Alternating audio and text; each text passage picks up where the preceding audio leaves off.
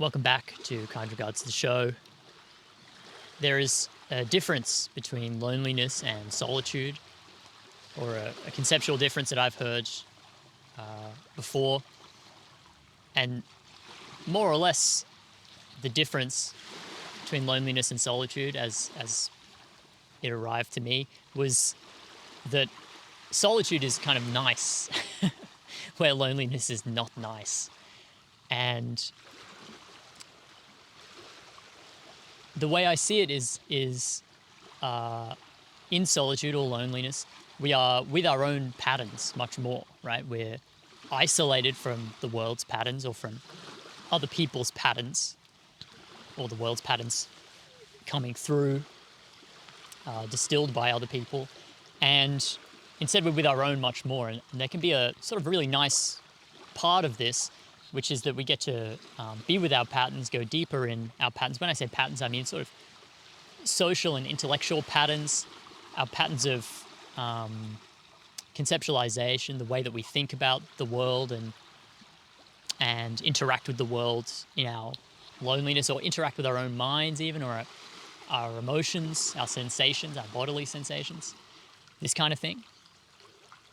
And it can be nice to, especially if we live really busy lives, or we, work in a workplace with lots of other people, or we're especially social, it can be nice to withdraw, sort of be with our thoughts, be with our emotions, and see what comes up, see how they're functioning, see whether they're doing us good, and just examine them. It gives us more time to examine our own patterns, our intellectual and emotional patterns. Loneliness, on the other hand, is sort of the worse, or I guess the less helpful side of the coin. And I'd say that it would be less helpful in the sense that when we have problems, when we're going through issues, most of, at least my issues, come from, that problems are in themselves patterns, right? They're an inability to solve certain sort of conceptual or emotional questions, inability to move past something. We should be moving forward and we're not, or we should be staying still and we're moving forward, whatever. And I heard someone say that from a counselor. The counselor sort of said, what are you doing all the time, thinking about your problems? You're trying to think your way out of this very thing that gave you your problems, which is thought. Thought and rumination delivered you all of this emotional discomfort, and then you're trying to think your way out of it as if, those tools can, what is it? The master's tools can never dismantle the master's house. Thought, our own thought patterns are, in my experience, not very adept at dismantling themselves, at taking care of themselves. Patterns perpetuate themselves over time. That is their nature. And they have an interest in doing so. Every thought pattern, every emotional pattern wants to survive. It has its own, I think you can think of it this way, its own sort of evolutionary imperative to continue itself. Depression does not want to let in hopeful thoughts. It refuses them, it undermines them, it ridicules them at every sort of turn, and it does everything it can to continue its own pattern of hopelessness. And in the same way, anxiety actively resists anything that says it's not going to be that bad, or you'll be okay. You don't have to be afraid. Anxiety says, of course I do. Of course I have to be afraid. What are you talking about? This is so bad. Everything's going to go wrong, on and on and on. And so to expect a pattern to resolve itself and resolve and dissolve itself, to take care of itself and set itself aside, in my experience, is a bit of an absurdity. Like it cannot be expected to happen.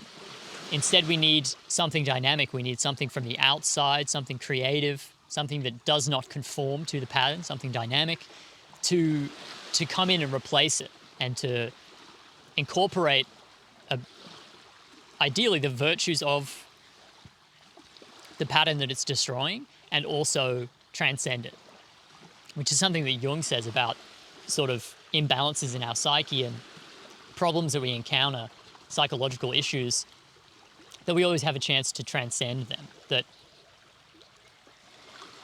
and that's sort of the nature of the psyche, is to move to a higher level. Through some sort of dynamic experience, such as like a dream or some sort of insight.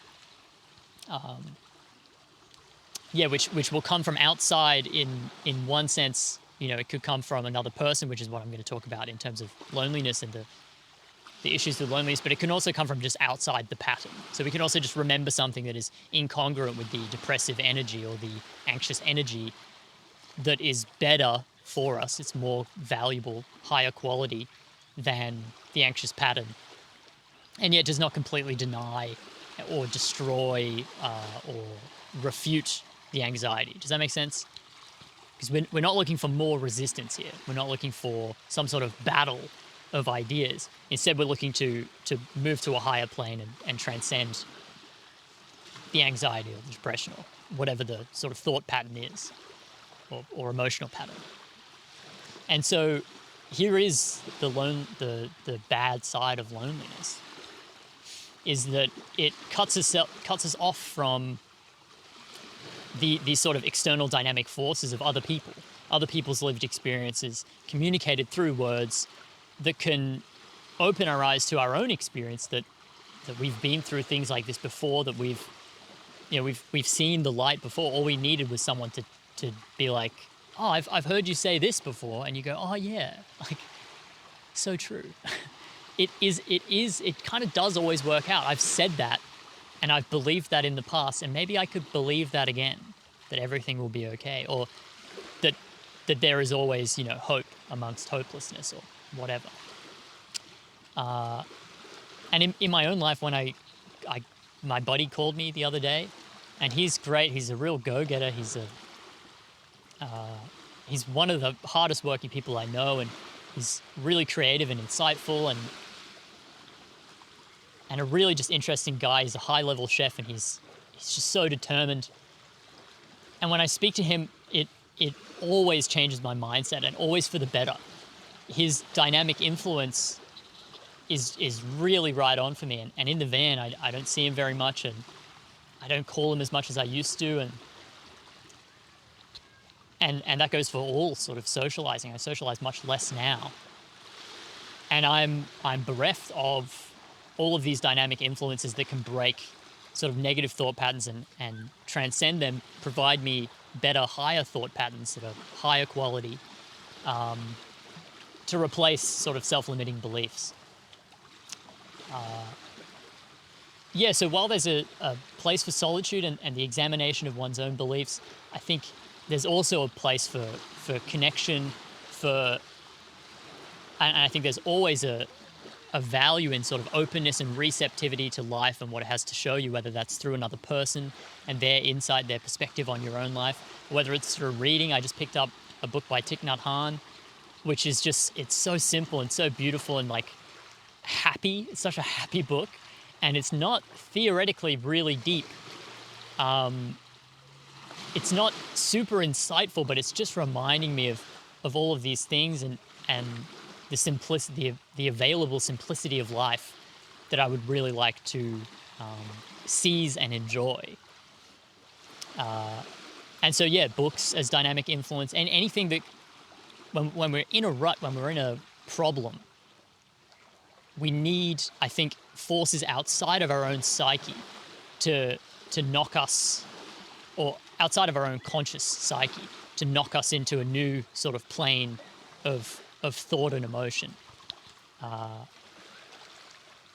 And so hopefully that's sort of useful to hear. Thanks very much for watching. This has been Kind Regards. I hope this video finds you well. If you want to look at the Substack and the YouTube and Spotify links, they're all below. Check out Thich Nhat Hanh. He's great. He's got great books, Pieces Every Step.